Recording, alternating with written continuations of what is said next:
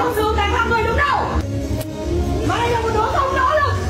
Tại sao đội nhóm của mày không trung thực? Được rồi ạ. Tại sao đội nhóm của mày cho đến giờ phút này mày vẫn chưa bùng nổ? Hả Tuyết?